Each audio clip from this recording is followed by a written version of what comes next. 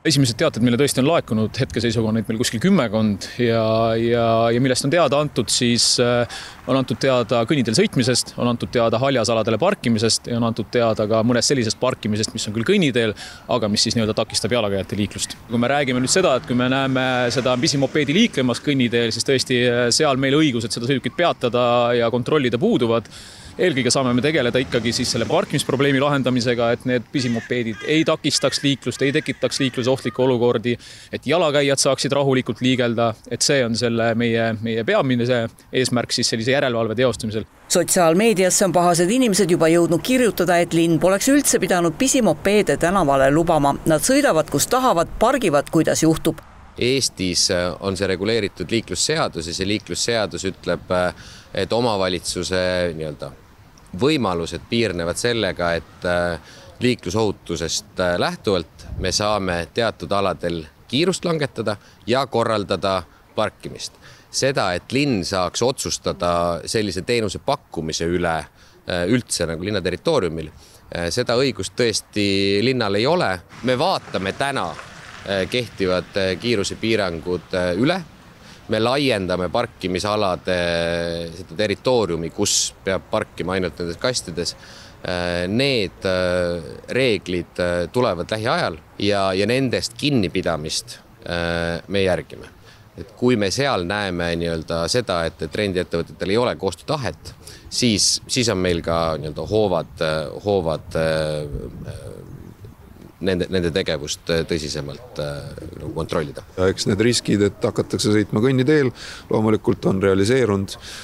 Esimesel nädalal on realiseerunud ka see risk, et tegelikult on alaealised saanud nendega sõita, ehkki firma lubas meile, et nad seda välistavad, lubavad ka praegu, et peagi see piirang tuleb, aga hetkel seda ei ole. Aga kahtlemata me ootame ka sellelt teenusepartnerilt vastutustundlikku käitumist, sest nemad on need siia liiklusesse toonud ja nemad peavad tegelikult tagama, et need nõuded, mis meil kehtivad, et need oleksid täidetud. Nemad näevad, millal sõidetakse tegelikult kõnniteedel ja neil on võimalik piirata, neil on võimalik sõiduõigus, rentimisõigus ära võtta nendelt isikutelt, kes rikuvad neid reegleid ja me oleme seda palvet väga tungivalt ka esitanud. Ütleks, et 99,9% rattakasutajatest on väga vastutustundlikud, küll aga jäävad silma üksikud rikkumised. Öelge, kas alaealistega on ka juba intsidente olnud? On olnud juhtumeid, kus on alaealised esitanud valeandmeid meile ja nende kasutajakontod oleme sulgenud.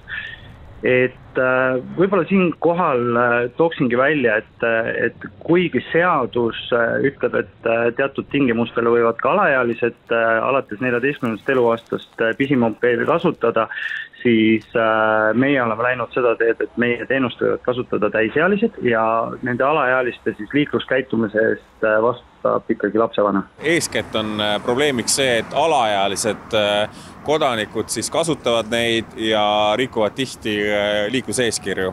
Et me oleme pidevalt olnud nii politseiga kui ka tegelikult ettevõttega endaga ühenduses ja järjest on nüüd see ettevõtte hakanud blokeerima neid kasutajaid, kelle kohta vähegi siis kaebus tuleb. On ka lubatud seda, et edaspidi on keerukam valeandmeid esitada oma vanuse kohta ja nad hakkavad valideerima oma kliente paremini, et see vähendab seda ohtu, et alaealised kasutavad neid rendiseadmeid. Pisimopeedid on olnud Tallinna tänavail alates selle nädala algusest, seega milliseks olukord tegelikult kujuneb, selgub alles siis, kui tõeline kevad pealinna jõuab.